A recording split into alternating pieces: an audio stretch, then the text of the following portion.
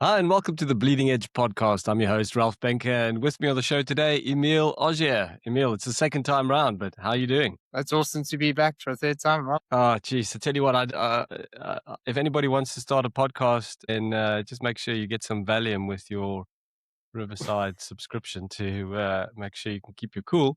But here we go. So I'm going to jump straight into a couple of the big news items, and then we'll trade stories as usual to bring you the best of the news in the last week from the realm of AIs. Interesting things have shifted again this week. I think, there seems to be a lot more stories and examples of agentic operations. Obviously, Claudebot, Maltbot, and Peter Steinberger have truly ushered in the era of agentic AI. So no doubt we'll be talking a little bit more about that. But I also wanted to call out that there was so much news last week that we completely missed to mention the story of Claude Code turning 1. Happy birthday, Claude. Happy birthday. And the Gemini 3.1 was obviously released as well. And that was actually quite a big jump from Gemini 3. We'll try and catch up on some of those stories as well this week. Top news stories. One of the biggest news items this week is that Meta is going to be renting compute from Google using Google's tensor processing units in a multi-billion-dollar deal. It's a big deal, I guess. Excuse the double pun there, but I think this one is interesting because Google isn't selling chips like Nvidia. It's actually renting out space. When you do a deal with Google, yes, you're getting their tensor processing units, but you're actually getting them in a data center and all the infrastructure that goes along with that. So that's a kind of an interesting play. It really starts to show that Google is ramping up its design to be the infrastructure model of choice when it comes to running AI. In other news, NVIDIA dropped some pretty big numbers, and it's incredible to see. I mean, their quarterly revenue is reported at $68.1 billion, and their record full-year revenue was $215.9 billion. So the GPU tax is definitely delivering for them. On European news, quite interesting to see that Accelera AI has actually raised another 250 million to actually make AI chips.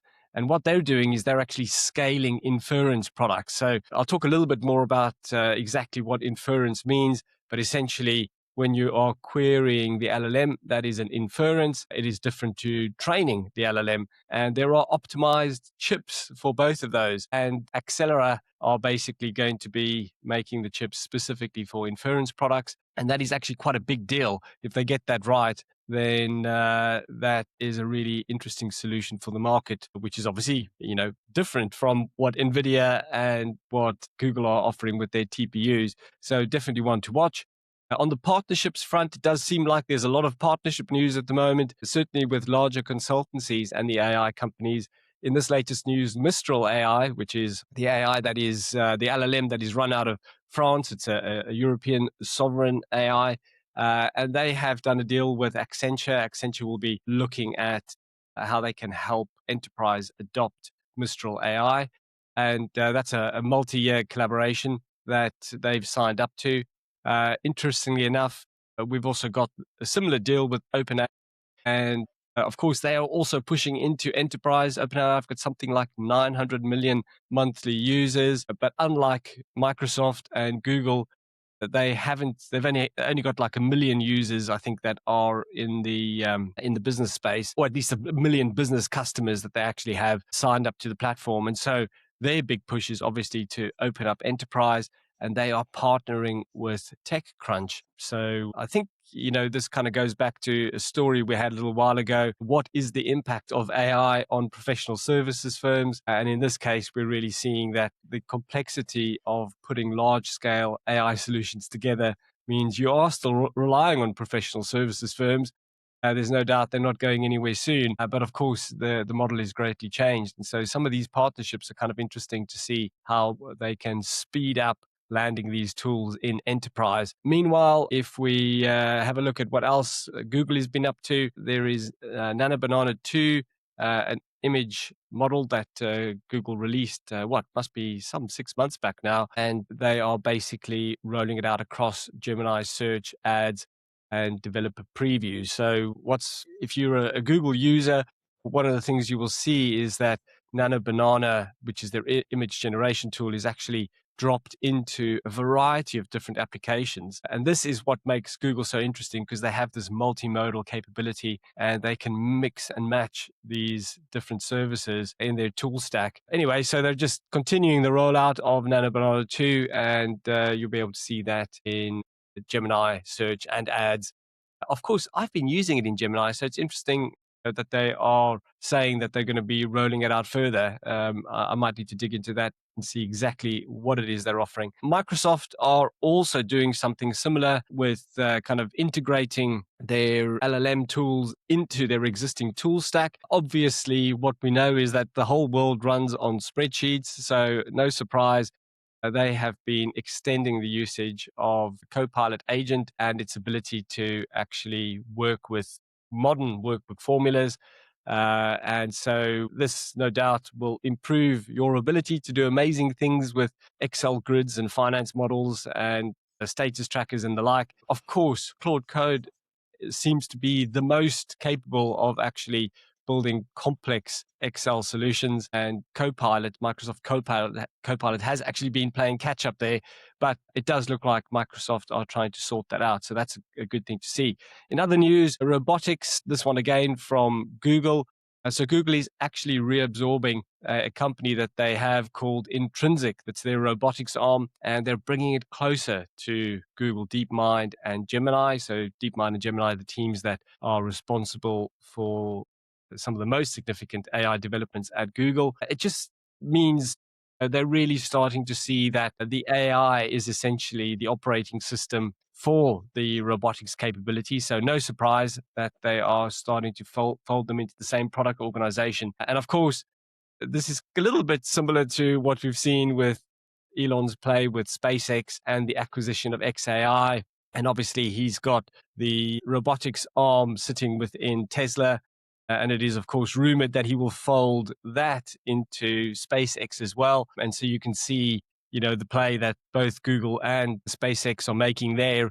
They're really trying to bring together the physical AI and, of course, what is effectively the brain. So that makes complete sense. But it's interesting that it's happening now. So Agent's got a major organizational push as well.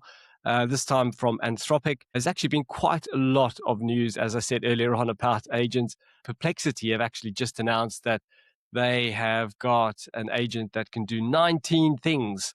And basically, it calls the right technology in order to either create a piece of music or generate a video or create an image, write some text. And so that is very exciting to see. Of course, Anthropic are already doing quite a lot of that from my experience with Claude Code, but they've taken the computer user abilities even further. They've actually acquired a company called Vercept. So with Claude already, it's got the Chrome browser integration. So it will literally browse any website for you. But this is actually going to be the next leap that will allow you to talk better and do even more in terms of multi-step workflows. So I think this is the big shift, really, that we've been waiting for. The AI is doing the work for us. Of course, if the model takes action, we do need to look at guardrails, permissions, audit logs, all that kind of boring stuff. And I'm going to share a bit of an experience of why that will just maybe save your life one day. So finally, on the governance front, I've been watching this one for a while, the AI Act from the European Commission. And so the EU Ombudsman have asked for some implementation guidelines. It's kind of interesting because obviously they've published the guidelines now for going on 2 years. There have been some updates to it. This is really important one for people to keep track of, because if you're building an LLM application, then this EU Act actually governs it. And so even though you're not the provider of the LLM, if you're using an LLM in your app, then you definitely need to be aware of what is in that AI Act. Fascinating, though, that the EU Ombudsman is asking for clarity on implementation guidelines. That's probably the biggest bottleneck for everybody, because it's how you translate what's on paper into, so what does it mean for my business and what do I need to be doing differently? One harm related, so I always have stories about what went wrong with AI.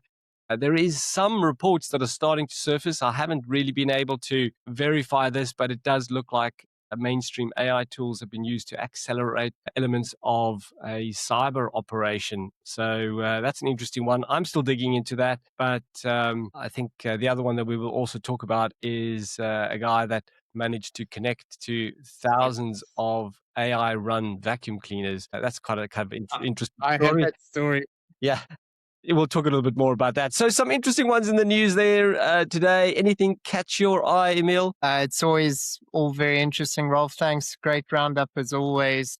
Really important to highlight the two tranches of demand on compute for AI that essentially first the models need to be built. They typically take anywhere from weeks to months to get done. And that's a huge tranche of work to ingest a massive amount of data for that inference. And once that's available, then they need to continue to run the model to service the queries for the day-to-day work for clients such as ourselves accessing it. So really good that you delineated those two demands. A lot of energy is required for both. Regarding all the AI labs, I'm finding it quite interesting. I think, or at least to me, the strategies between them are becoming more clear. There seems to be a bit of a divide or a change in focus on, where they're going for the gold or the trophy, so to speak. Anthropic have been very much always focused on the vertical, and they put all their soul energy into coding. It makes a lot of sense, and you can see why the rationale plays out there. If you get coding and logic right, you can ultimately build anything you want, which would mean you can start going after other domains. OpenAI, they seem to be solely focused on agents. They brought in the individual that created OpenClaw, and they're doing a lot of good work there. That also makes a lot of sense as a strategy. Build your army and you can achieve a lot. And then separately with Google, their strategy has always seemed to remain the same, even since the days of DeepMind. And I kind of forgot about it. And they keep reiterating the point is they're releasing all these wonderful models. They're not charging for it like AI. They're not using an ad-based model. What was it? Gemini 3.1 just came out. It's looking really impressive on benchmarks. They're not charging for it, and their sole focus seems to be around nailing intelligence. And that, as a strategy, also makes a lot of sense to me. You create the perfect model that is super intelligent, and if it has all the intelligence in the world, it can solve any problem. So they're all ultimately trying to achieve the same thing, just taking slightly different approaches.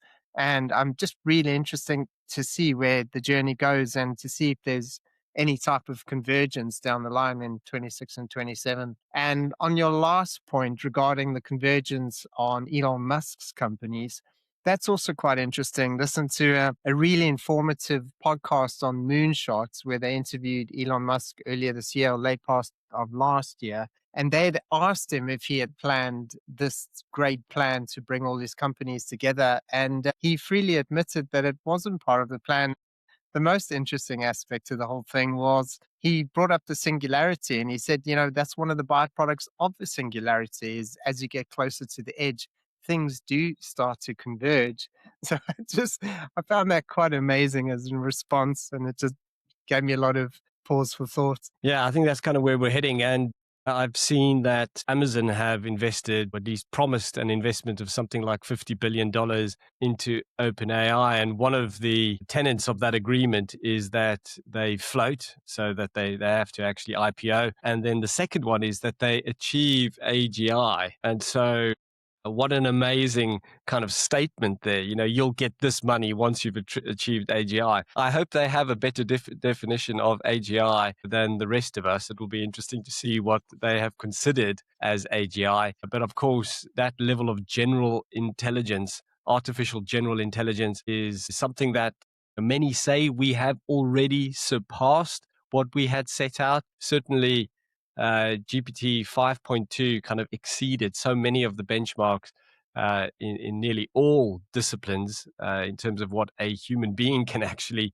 deliver. And so it is smarter than us by some percent on nearly everything already. And obviously, the level of autonomous operation that many are achieving with the likes of Claude Code.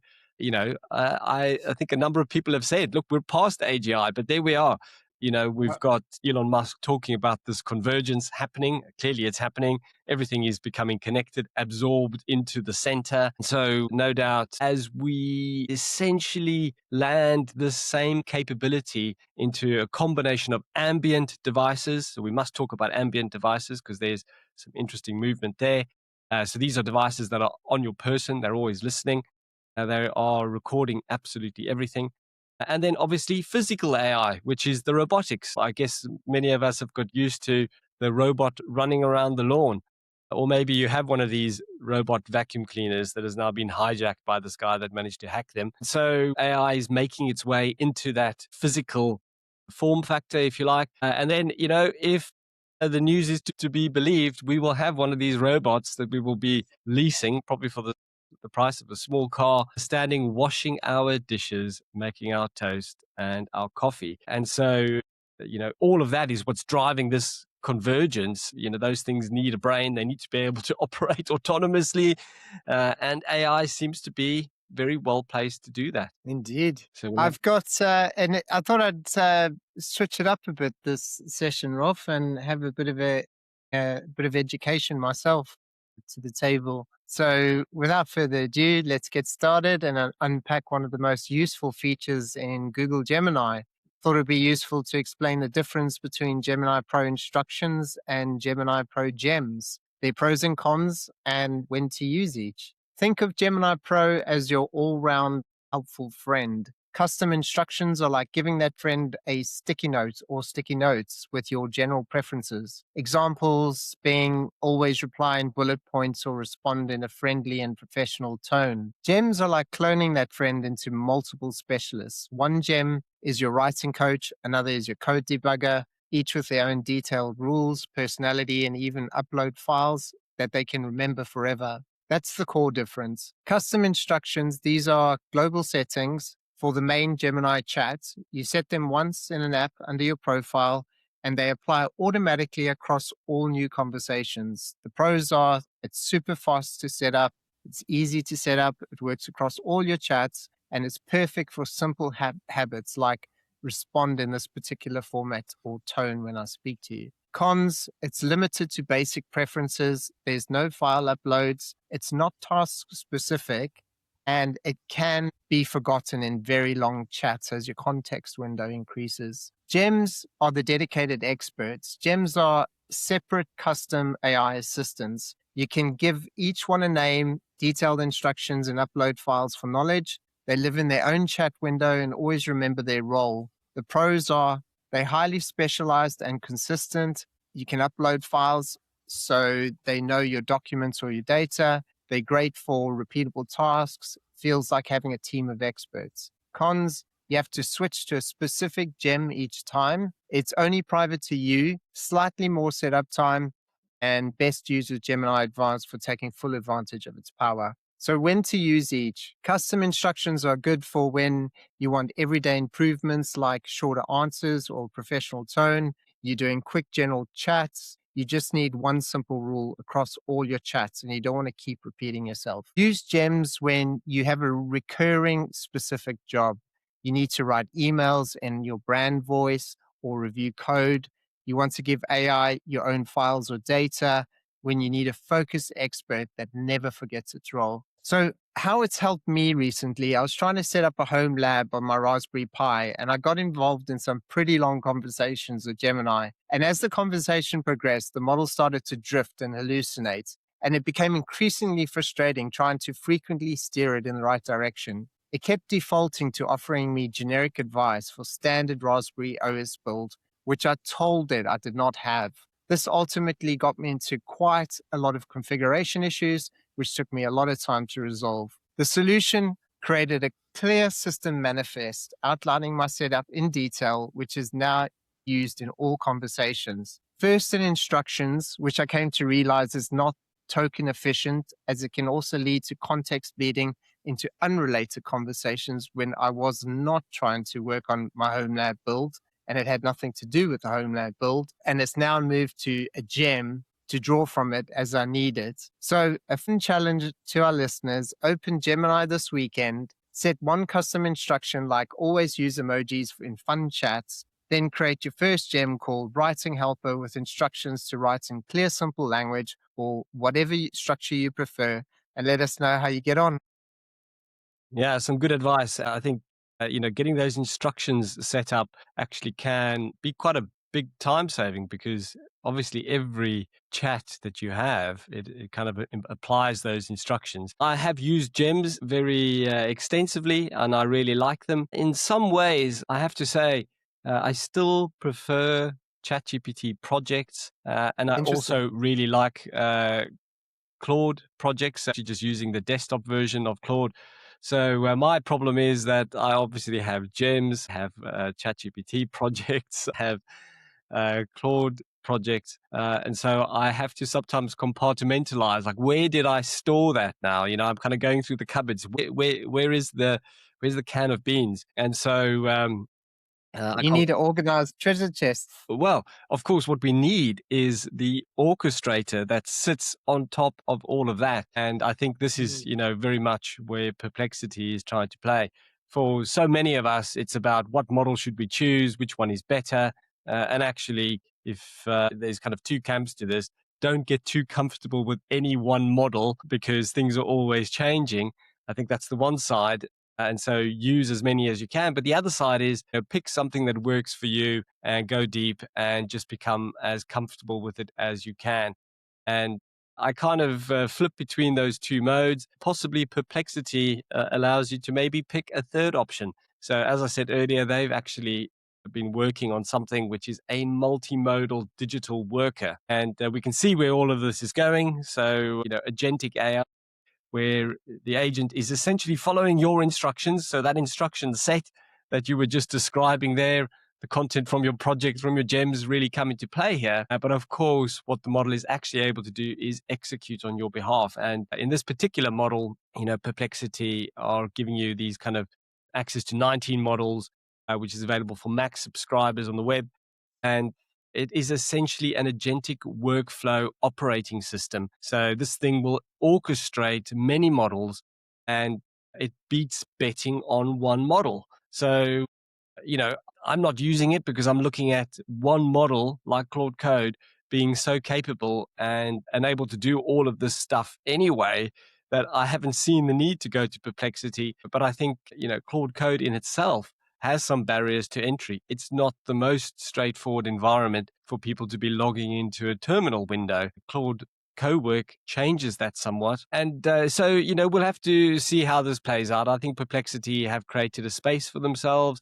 I think this concept of agentic AI and actually having your team of AI agents doing work for you is the next big shift. So back in the day when, remember Hotmail and Yahoo, that was the first time people were kind of getting email addresses that was the first time people were getting email addresses.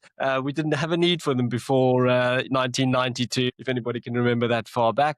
I certainly can. And so, getting your team of agents, I think, is very similar to, getting a URL, getting an email. It's just that these things are way more capable. And so my prediction is that over the next 3 months, much like we saw with vibe coding in 2025, we're just going to have thousands and maybe even millions of people adopting a cadre of agents, an agent swarm that are going to be doing their everyday mundane tasks, and maybe even not so mundane tasks. And I think this is really what Perplexity and, of course, Anthropic with Claude, and even Google are kind of all now trying to unlock solutions that make it accessible for the consumer user. I'll just finish on the story with a related news item from Google, is that they're now pushing agentic automation with Gemini on Android, and also they're putting an agentic step into Opal. Opal is one of their development environments, a really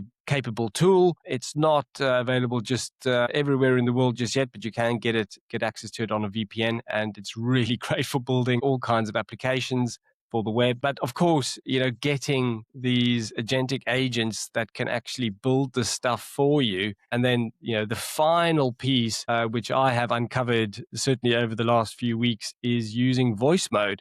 So instead of typing on the keyboard, you're actually voicing, you're explaining to these agentic enabled systems what it is you want them to go away and do, and they go away and do it.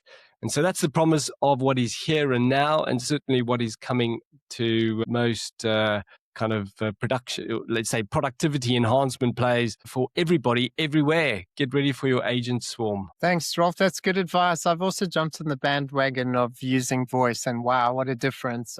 I had done all my research. I was really keen to use Whisper Flow. It's a phenomenal product. It's getting rave reviews. All the big podcasters and the guys in AI use it. I have test run with it. It's exceptional at not only getting your tone inflection and your accent right, having a South African accent. I've struggled with many dictation tools. Siri's just awful for a South African accent. Whisper Flow nails it every time, and it even understands instructions outside of the text it's trying to convert to. So if you need it to do something while you're taking notes, it can also separate the logic from the text, if that makes sense, which is just quite incredible. But having said all that, you do need to, fork up a bit of money for it.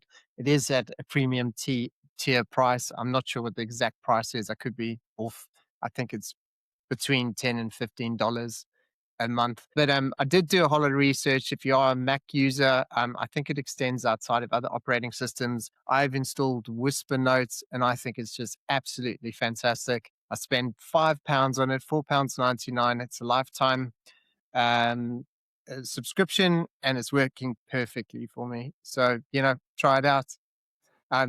There's no going back. I think my fingers are going to start getting lazy. Now my efficiency rate has gone up 300% at least. Wow, that's impressive. Well, we'll be expecting a lot more stories from you next A week. lot more output. If you could just get the words out faster. Rolf, before we continue, I just want to circle back because that story on gems and all the additional features on the other labs you brought up, very interesting, very helpful for our listeners. It got me out of a lot of pain points, but I know you've had quite a different interesting story and quite a painful one this week, whereby I think it worked against you, and I'm not entirely sure why, and I'd love to know more about it. Yeah, well, I was setting up Claude Code to not run destructive commands. If you know about these things, that Claude Code likes to use something called bash commands. Bash commands is just a way of giving the LLM a sophisticated set of instructions that it can go away and perform. And there exist things called destructive bash commands that basically will delete your hard drive, and inadvertently, in the explaining to Claude that it cannot run these bash commands, it kind of ran the bash command. And before I could even blink 5 times, it had literally deleted all of the system files of my machine. I did such a good job of it that when I ran the diagnostic afterwards to find out why I was having so many problems, Claude was saying, "Oh, this was a really good job. They've deleted everything. Like, I can't even find some of the evidence trail of what's actually happened." And of course, Claude Code had done this, just moments before. Having said that, I didn't panic, and I set about doing a restore. And this is really the most amazing thing. So back in the day, had you deleted your entire hard drive, you would be hopping mad. You'd be throwing things, shouting. My family noted, "Why are you so calm? Do you love the AI more than us?" And it obviously had nothing to do with that. I don't actually know why I was so calm. I just kind of, it's a whole new experience knowing that whatever problem you have, there is a solution with AI. So I did set Claude Code the task of helping me get back on track. And what was fascinating is that actually the full diagnosis ran across 2 instances of Claude, because I was taking instruction from a different Claude system about how to set up this specific guardrail. And so what we did was we actually, my development partner and we actually took both sets of transcripts, instructions, and history from our various sessions, and we combined them into one. And Claude found the exact moment in our conversation when this particular destructive command was run. And it actually even told a really interesting story of how we were trying to diagnose problems afterwards that were down to my system files being deleted. And so, we were able to do a full triage and really uncover exactly what went wrong. So I will say this wasn't a Claude issue. I think this was definitely human error. I ran something that I shouldn't have at a moment that I shouldn't have, and so I would put this down to just the wrong execution in the wrong moment. We hadn't yet fully set up the guardrails, and so it basically did exactly what it was instructed. But the power of the tool and the speed at which it did it was what impressed me. And then, of course, what completely won me over was the ability to sit and diagnose what was, a reasonably technical discovery of what had gone wrong, because we didn't know at that time what it was. And it absolutely nailed it in record time and nailed the restoration in record time. Now, I won't say that I didn't lose time. I probably lost about 2 days this week rebuilding everything. But nothing material was lost. Everything that was in the cloud was still saved in the cloud. It really just speaks to the fact that these models have got access, obviously, to your folders. This is the benefit of Claude Code. It is able to execute anywhere at any moment and do anything. And if you can maintain the guardrails, then there is huge productivity to be gained. But if it goes wrong, it's going to go wrong in a spectacular fashion. You just have to be able to keep your cool and run the diagnostics and obviously, try and follow the remediation approach, which I have found to be very capable, and it definitely worked. I don't want to repeat that process again, that's for sure, because it did cost me quite a bit of time. But my confidence that these machines handled in the right way, they can break things and they can fix things just as fast. Thanks, Rolf. That's a really great lesson. I'd love to know what, once you had time to distill the process, what you can do in the future to try avoid those pain points. I think it'll be useful for us all. Yeah, and we've set up guardrail files, and basically it's just a file that says, look, don't run these commands. So it's kind of a little bit like the 10 commandments, thou shalt not delete the hard drives is essentially what it says. And there's a specific bash command that does that. And so as long as you have some of those things set up, I think the problem for most people is, and we've seen this with the Multibot, Claudebot scenario, people don't understand how to go about making the tools secure. So unfortunately, automation means handing over the reins to your email, handing over access to your folder structures, handing over access to various MCPs and APIs that connect you to many different tools. And so I think that just needs a degree of care that maybe we're only just starting to learn exactly how to do that. And as users have the maturity. And with this, I think, AI is very capable of guiding you. The problem for most people is that they don't know what questions to ask. They don't know what problems to try and avoid. And so maybe this is why we need AGI, because we cannot think of all of the things we actually need to do to make a particular operation safe. And the AI isn't thinking about it either until we ask the question. And so obviously, when you have an expert sitting at the table and you're talking about a harebrained plan, drilling to the center of the earth, they'll tell you why that's a really hard thing to do. And it's the same, equivalent here, except we're supposed to ask the question, what's hard about it? What can I get wrong? And so many of us don't do that because we just don't have the context that those problems even exist. Absolutely. And just to add to that, also on the Moonshot episode with Elon Musk, quite fascinating, is just saying, you know, it's getting to the point where he doesn't even get past a week where the model doesn't keep surprising him and bowling him over. And one of the examples he gave is, we spent putting all this focus on the models giving us these perfect, enriched answers. But the models are getting so good, they're starting to ask questions that they can't even understand. So, enrich the question and get even better and bigger answers. So the sky really is the limit. But without further ado, I'd like to dive into that vacuum story because I did find it quite wild. So this guy apparently drops $2,000 on a DJI robot, which is a Asian model vacuum. And like a lunatic, he refuses to use the normal app, just like a normal person. So he fires up Cloud to see if it can crack the API to allow him to drive it with his Xbox controller just for fun. Cloud comes through and delivers. He then proceeds to pull an authentication token from their servers, connects it successfully, except the system now thinks he controls 7,000 vacuum cleaners. He checks again. Yep, saw that right. 7,000 vacuums. Essentially, DJI built an authentication with no device ownership verification, meaning that any valid token would work for the entire fleets across planet Earth. This guy, Sammy, now has eyes inside homes across 24 countries around the world, camera feeds around the house as it operates, the full floor plans from all the mapping data, owners unaware that vacuum cleaners are silently snitching. And that's all it took, one API call from being one of the most informed cat burglars in history. So this was never the plan. He just wanted to have fun with the new toy and with his game console. The story does end well. He reported it and decided to stay with the force and not go to the dark side.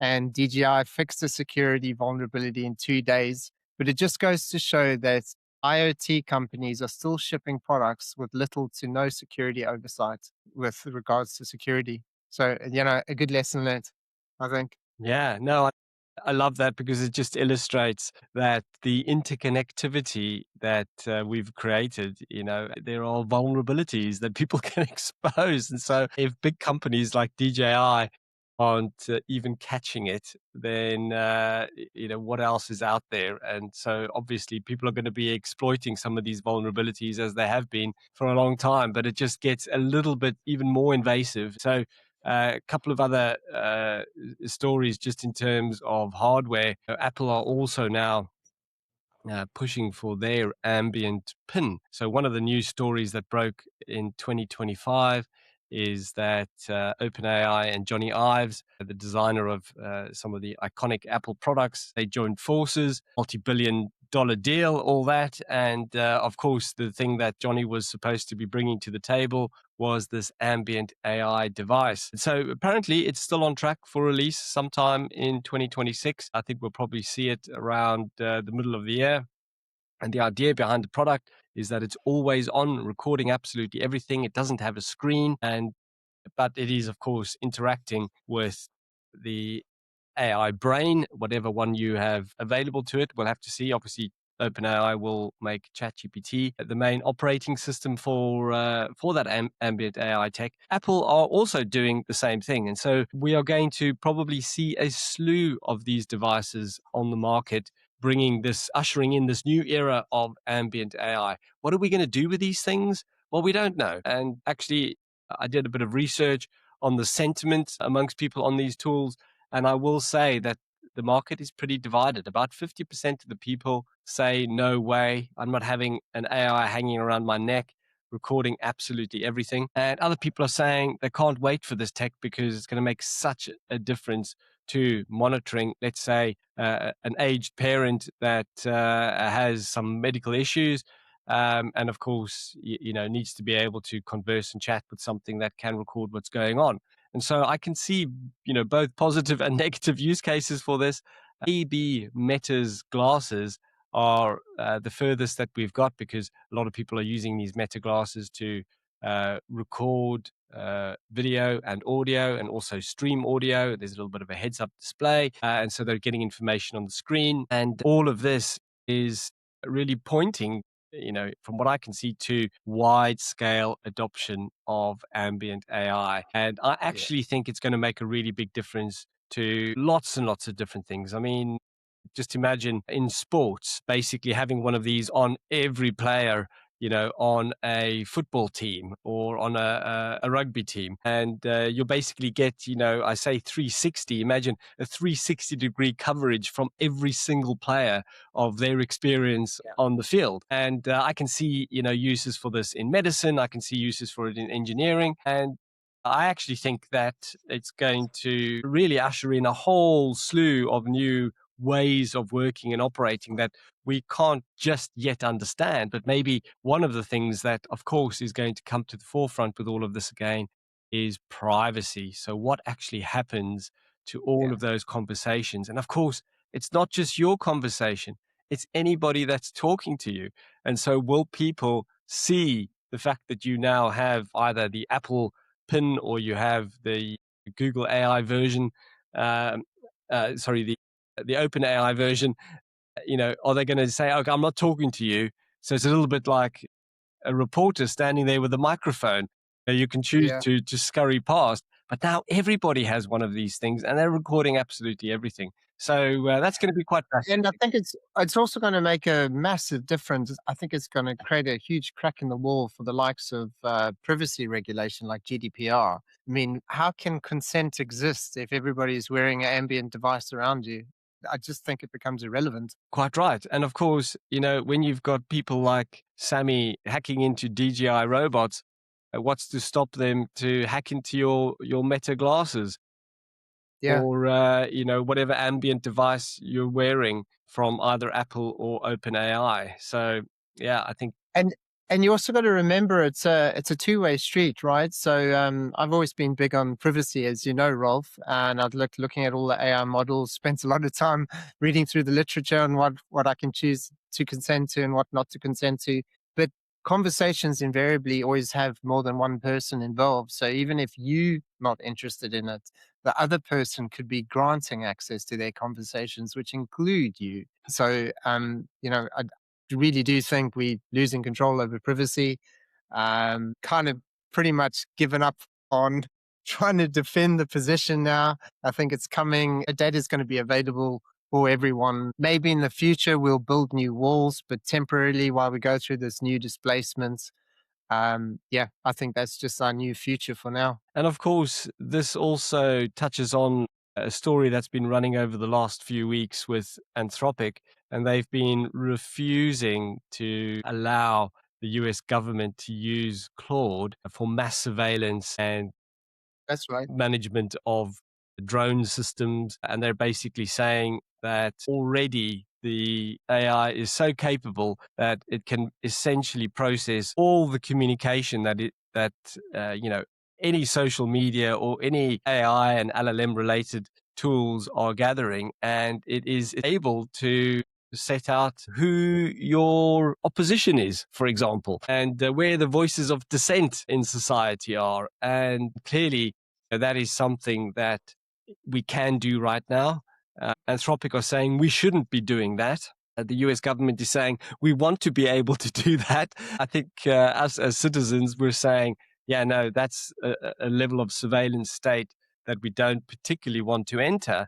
But I think what you're calling out, Emil, is there's somewhat of an inevitability to all of this, and Yeah, how do we navigate that? Because we don't really want to end up in that Black Mirror episode where essentially you are getting credits, so for how you behave. They're essentially monitoring everything that you do. In China, I know that there are some millions of people that are locked out of housing and benefits because they did something wrong at some point and they don't have the social credit score that allows them access to those services. Now, I just don't that's think that right. that is a good thing. That's a terrible thing to have happen, because how do you navigate yourself back from that when the machine is essentially running an algorithm and it's giving you that you're not worthy? Machine says no. This is kind of where we're heading. And this is what Anthropic are specifically, actually having an issue with the US government on. And it's a $200 million deal. So I believe Yeah. it's due to be signed today. So we'll have to see what kind of comes out of that, whether they've actually capitulated and they've allowed Claude to be used in these, nefarious ways, or whether they've held That's their right. ground. I've given them an ultimatum at 5 p.m. today, and they effectively not just saying you'll lose the contract, they're saying all else. So can you imagine the military not being happy about you? So yeah, it's tense times. I'll be watching that with a lot of attention. Awesome. Well, what else have you got for us? Yeah, so I know there's a lot of doom and gloom stories out there. I thought we'd try cover something a little bit more positive and look towards a future of abundance. So I'd like to offer an alternative view into the future where the economy doesn't just grow, imagine it sprints. Imagine 200% GDP gains, managed supply chains, and a society redefined by hyperscale. So sit back and enjoy this short video offering a vision of the year 2023. Wolf, I'm sending it to you now. Are you sure it's the year It, 2023? I'm so sorry, 2032. Thanks for the, the gag. We're going back in It's time, the good old days. It's titled "The Nation That Learned to Sprint," and it was created by Alex Wisner-Gross. Right. So let's try and get this thing running. It's on YouTube. Thanks for that, Rolf. I quite enjoyed that. It's quite a provocative vision. The takeaway isn't just tech, it's the tension. I just loved the ending, drawing attention to Maya's own irreplaceable slow heartbeats in a nation moving at warp speed. What happens to the human pulse? And it raises some thoughts, such as the challenge of the next decade isn't just about managing growth, it's also about protecting the rest node, that human element that machines can't replicate, where we need to regroup, recharge, and stay aligned with our unique fingerprint that makes us unapologetically human. I think it also serves as an important reminder to pause and question whether the tools we are building today are ultimately to serve humanity, or if we are simply trying to keep up with the pace of our own inventions. Yeah, and it's a very compelling vision to set out that kind of interconnected nature of AI's kind of running entire economies, certainly within a council. And I think undoubtedly that's the way we're heading. Whether we get there by 2032, I think is going to be a fascinating question. There are still quite a few issues to overcome. So one of the biggest problems that we have, and this is what everybody's going to face here and now, you are very soon, if you haven't already, you're going to get your head around having your agent. As we were talking about earlier, you might have your 7 or 8 agents that are answering your email, writing your book, talking to your mom. And so these things will be going about their day, and they will be using the instruction file that you spoke about earlier, the equivalent of the instruction file, and maybe a couple of Gemini gems that are giving it context. But that works fine when it's 7, 8, or 9 agents. Imagine that now across an enterprise. And you suddenly start to realize the scale of the task of actually keeping all of those agents informed about where the company is heading. And we can't even find out as employees about where the company is heading. Often people are not told about the things that are happening, and so we're in a much kind of slower age where information diffuses in a different way. Whereas with our agentic tools and systems, they want absolute truth at any moment in time in order to make the right decisions. And so I think we're going to have to learn how to work in that way. Transparency and communication, it's going to take on an entirely different meaning. And I think, memory of what each agentic execution has just achieved, and actually feeding that into the rest of the agent swarm so that it can also take into account what has just happened. One of the interesting things that has always entertained me is when you throw something into a drop of water, water has this amazing property where it essentially a billion molecules respond almost instantaneously to whatever entered the water. And it's a little bit like this. New information comes into the organization via an agent, and the whole system is aware and dynamically responds. We just don't have the level of sophistication of setup just yet. But of course, the tech is actually there to be able to do it. We just haven't figured out how to make the system context aware enough so that it isn't working against itself. And we're seeing this now on Claude Code. Claude actually does a planning activity when it goes into multi-agent mode, where it looks at what it can run independently, what it can run in a parallel execution, and what it has to do in a serial fashion, because there are dependencies. And in mapping that out across an entire organization is definitely going to be the next challenge. And I think technology companies that solve that problem of keeping each of the agents tied into the system and context aware, that is where the vision that you just saw in that video, that's when that becomes a reality. We solve that along with actual limitless memory, where it is building new context. It's a little bit like our nervous system in our body. Every moment we take all this information in, and our heart rate is changing, our blood pressure is changing, our temperature is changing. All of these systems respond. And that's an incredible invention, the fact that the body can do that. We're going to need to have agents operating in the same way in order to achieve that vision in the video. And I think that is definitely what's next. That's going to consume almost all of us that are landing agents and agentic workflows in enterprise. For sure. Yeah, it was just a bit of fun and just a positive, another way of looking at things. I liked your analogy on the water, Rolf, akin to a data lake synthesizing a water droplet. Right. Very cool. Exactly that. And so, well, I think those are all the stories that I had for this week. A really interesting roundup. Have you got anything to end the show on, or are we there? I'm good. Thanks, guys. Well, See you on the other side. you really finished us on a high note. I'm smiling because I'm really excited about this glamorous future. I can't wait for 200% growth, and neither can my bank manager. So we'll have to see if it becomes a reality. I've marked it in my diary, Emil, to give you a call in 2032 and either congratulate you or ask you what the fuck went wrong. But anyway, hopefully we're still doing the show by then and we can talk about it. And please don't take this as financial advice. But even Elon Musk is saying on the same moonshot episode is like in 5 to 10 years time, don't squirrel money away. You're not going to need it. So it's quite the bearish comment to make. Yeah, I'm clearly following his advice even before he gave it. So there you go. Well, thanks very much for a great show. We'll see you on the edge. Adios.